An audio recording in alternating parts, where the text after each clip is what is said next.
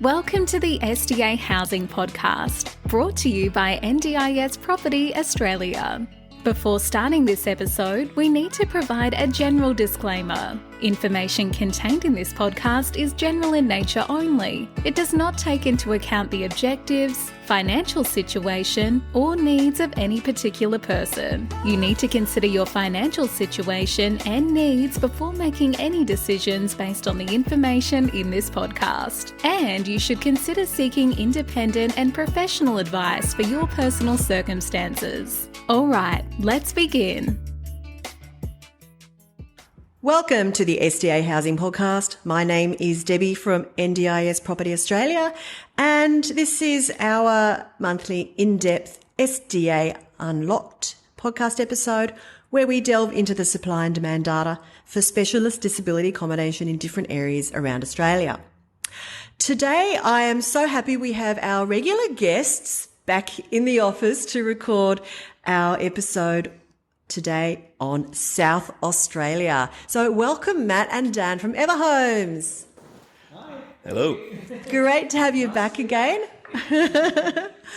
And so South Australia, we thought we've just started to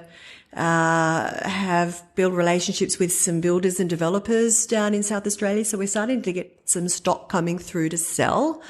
And we don't really know a lot about it. We don't know much about the supply and the demand. So we thought this would be a really good episode, timely episode to do this month. So I guess, tell us about what you're seeing is happening in Adelaide. Sure. Yeah. So we focus mostly on Adelaide in our analysis, and Adelaide Hills as well, which I guess we would class as part of Adelaide. Yeah. What would you say was our biggest takeaway from that, Mark? Well, I'd look at Adelaide a bit more holistically as well, because the other two areas they look at are the Outback and then the Barossa, York, Mid-North area, which are unbelievably rural, may not be totally feasible for SDA given their rurality, I guess. Matt, by the way, is an Adelaide boy. Originally, yeah. Oh, are you, Matt? Unfortunately. Very well. My biggest takeaway from South Australia, Adelaide, is that you got your 2,400 total participants, roughly.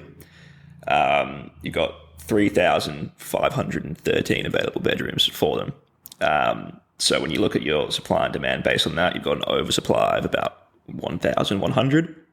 The reason being is most likely because 65% of that entire market is existing stock.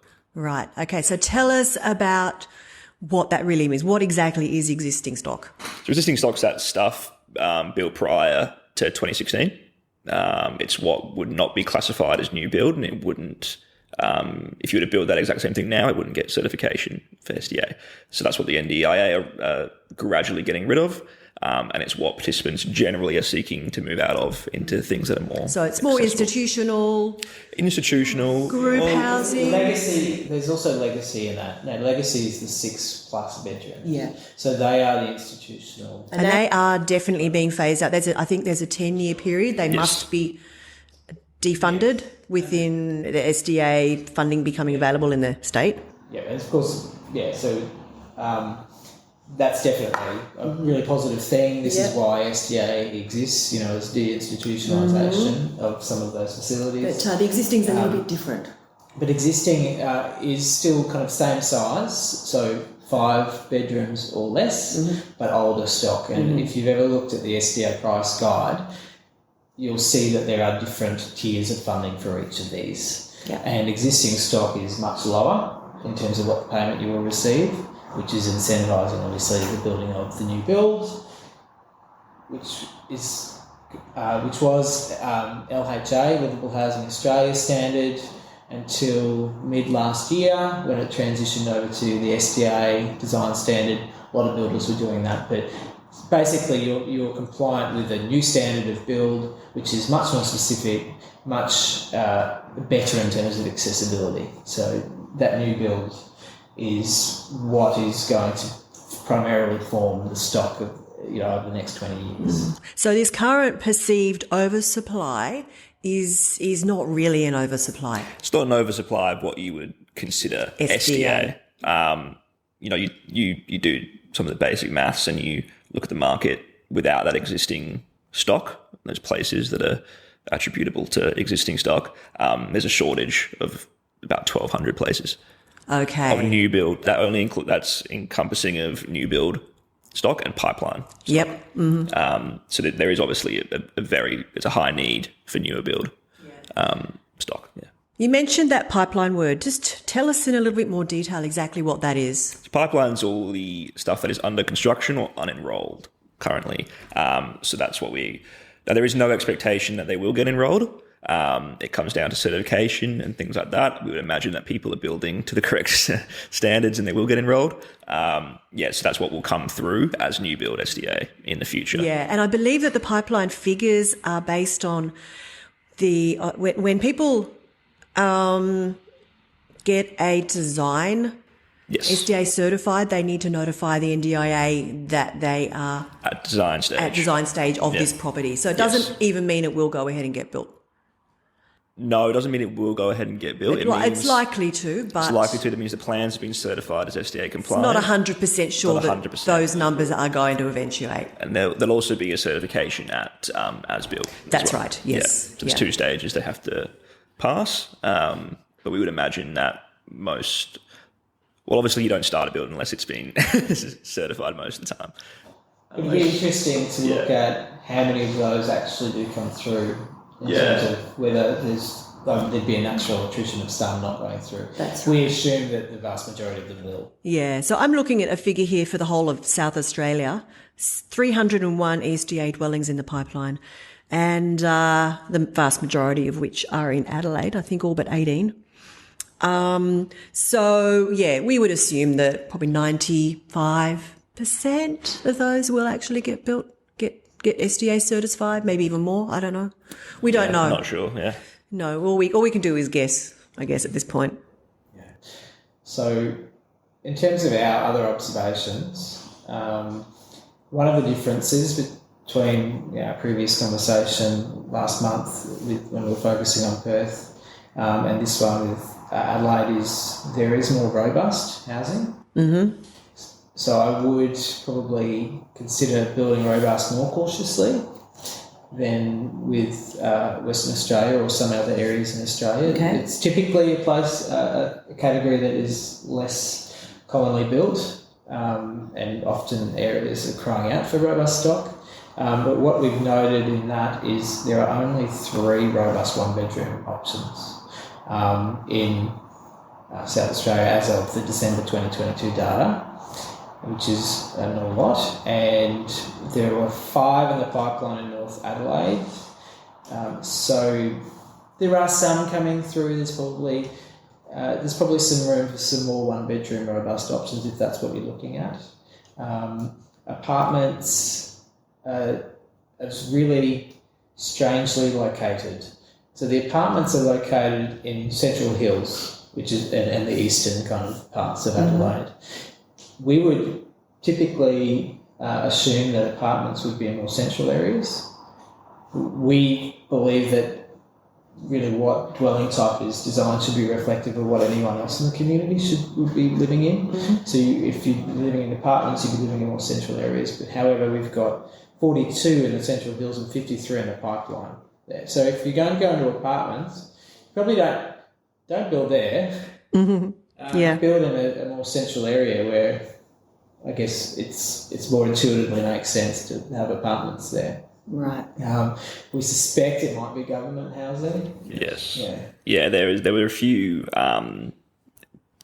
government organisations, government schemes in the past. One of the big ones was called Minda, and they housed a lot of people with disabilities prior to SDA coming around, and they still exist down there now. So they could be contributing towards that as well, especially in that apartment space. I know that a lot of them were individual. They got on the train of deinstitutionalising quite early, but it was without SDA involved. It was privately or either private organisations or the government themselves doing it. Okay. All right. So house and land, houses. So it's more mixed across categories and design types. So they've got we're thinking that investors or people that like yourselves that are organising builds down the road thinking more diversely. So there are some 2-resident houses mixed across the different categories. Same thing for 3-bedroom houses. What were the key takeaways that you thought of, Matt, there? Well, in the pipeline for 2-resident houses, there's 87 currently under construction for 2-resident houses. So people are picking up on that as an area. Even in 2-resident villas and 3-resident villas, there's quite a few. And again, apartments follow the same trend as most other areas in the country, where they are getting developed at quite a rapid rate. So it's probably, when it comes down to your 2-resident houses, which is, I guess, the model that Everhomes sort of prefer, the key difference there would be the design internally and purely the location factor that we'd look at when we're deciding on taking on one of these properties. Yeah, I think location is really key in Adelaide because a lot of the development is happening in those cheaper areas. I know that there are houses, going at Murray Bridge, and obviously there's a demand for housing in Murray Bridge, but I think the expectation with the development of those is sometimes people from Adelaide will move. So if you do have capacity to build in kind of some more Adelaide locations, I think that you obviously that strategy depends entirely upon no housing being available in Adelaide. If you're going to go, How far is Murray Bridge from Adelaide? It's not that close. an hour. Yeah, hour and a half. So you think people would actually move? We've discussed this and we've gone, and this is not necessarily, we didn't look at the data. We've seen packs and quite a few, from Murray Bridge. So what actually comes through will be different. It'll be interesting to see. It's still a reasonably large place, so there is definitely a demand for housing. Yeah. But what we're saying here is, there's an even Elizabeth, for example, in the north, but a lot of people are also building there. So if you can find something on those sweet spots, where the land isn't necessarily really expensive, but it's in a better location. So where do you... Very well positioned. Yeah. Where do you see the gaps? Anywhere specific in terms of location? There are no... So Adelaide West, for example, is a nice location, but there are... Oh, no, sorry, we've got some apartments going in there. I don't know the answer to that. Okay. Well, Adelaide West as an area for houses might be quite good, but then when you look at that area and the suburbs that it involves are what you would define as upper class suburbs, more expensive land. There's a very small distance between Adelaide City and the coast on the west. So those suburbs are more expensive to build. They're generally smaller, tighter suburbs.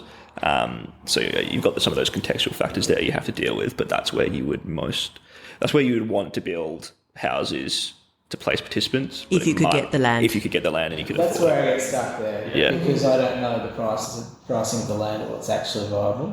Whereas you actually may know more about what pricing of land that you're seeing and what's viable for an investor. Because there is clearly a point at which you just wouldn't build SDA. Absolutely. Price. So, I guess you would know those sweet spots. And I'm sure people will touch base with you too. Yeah. I mean, we certainly do take into account the location factor and what demand is in areas, but the location factor, I don't know if people are aware of this when it comes to the returns, the SDA returns paid for a participant in a particular area. The location factors can vary by huge amounts. In the inner cities, generally not so much. You might be looking at a location factor anywhere from 0.95 to 1.05. But in areas where there is, I guess, a lot more challenges in building, major lack of supply, and I'm veering away here, but in Darwin, I know that the location factor up there is 1.2. So the income on some areas can be really, and I guess it was put in that way to encourage development in these areas and to compensate the investors for the cost of developing in those areas where it is more expensive to build and it's harder to get the supplies and the trades and whatnot. I'm not sure what the location factors differ by throughout Adelaide. And we can only hope that, and we've talked about this before, the new price review prices that will be coming out, in a couple of months will hopefully, reflect, the changes in costs to build, prices of land, and those location factors will better compensate in the areas where the SDA is really needed. And it's currently not feasible to build because it's just not giving the returns at the moment. Yeah, that's obviously their attempts to incentivise certain areas, but I don't. To what degree would you say that investors do look at those location factors? Well, the investors don't necessarily look so much because we do that work for them. We will look at the potential returns for all the different tenant funding levels, and obviously a higher return is going to be brought about by a high location factor, and the investor's not necessarily really aware of that. They just know that that's what the return is on that property or what the potential returns are on that property. And as I said, in Darwin, it's huge. So you're looking at current prices for 2 high physical support participants at 2 tenant funding, $140,000 income, whereas you might only get 110 somewhere else in Australia. So that's a big difference. Yeah. I know Sydney can just absolutely go off in certain design dwelling types compared to other areas of Australia. The difference can be enormous. Yeah. And understandably so if it's going to be expensive, or if it's a smaller place like Darwin is, and it's hard for an SDA provider to service that. Mm-hmm. So just even that alone has to be incentivised. Yeah, absolutely. So I guess for South Australia then, it's a bit of a wait and see. We know there is going to be demand for housing. There's a lot of units have gone in already, or are there already? Look, I think there's no... so I was talking about Adelaide West. I was just looking at the data a little bit more. But that's obviously a subject to affordability. But I think you could go to many areas within that Adelaide area, as long as you're not going too far out, and there's probably going to be a need for it. Yep. Oh, that's good to know. So, yeah, Adelaide, again, not that much development of new build. Comparatively to the existing stock. Yeah. Even if you look at the participant increases over time, now there's been a solid amount that the NDIA have been releasing this data. We can actually look at it longitudinally. There's an average 73 participants getting funded per quarter. And you break that down by certain areas. You look at Adelaide West, for example, it probably equates to around 10 participants or 4% growth per quarter. Now, that's only 5 two-resident houses to accommodate that demand. Now, obviously, this isn't weighted and it might increase. I guess you might get some compounding over time. But there's definitely options there. And we do think that the participant increases are going to help decision-making in terms of definitely supplying builds down there. But again, it just comes down to those really specific areas. And Adelaide, growing up there, it's a 30-minute city. You start in the middle, and 30 minutes takes you to the beach, 30 minutes takes you to the country, 30 minutes takes you to the hills. So that's what you've got to think about in there. It's not the same as Queensland, where distances between the Sunshine Coast and Brisbane are an hour and a half. But it's often subject to the perceptions of the people living there. Yes. So being from Rockhampton originally myself, you're driving 5 minutes across town, but 15 minutes, you just wouldn't do that. Yeah. That's just too far. So it's all about what people are willing to do. And how they perceive the travel that they have to make. Yeah. Cool. Okay. Oh, well, any last takeaways on Adelaide as an investment hotspot for SDA? Look, I think obviously this is changing over time, and every investor needs to be doing their research at the time, and getting their information from multiple sources.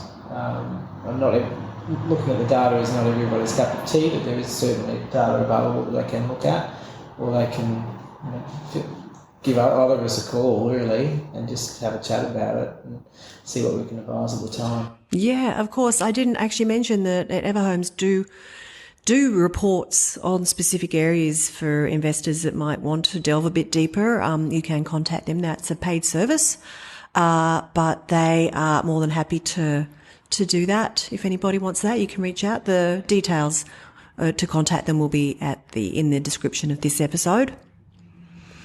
So, sometimes a quick chat rather than a whole report is fine too. Absolutely, that too. And it might save their time as well. We know that Everhomes are very busy guys. They've got a lot going on all the time.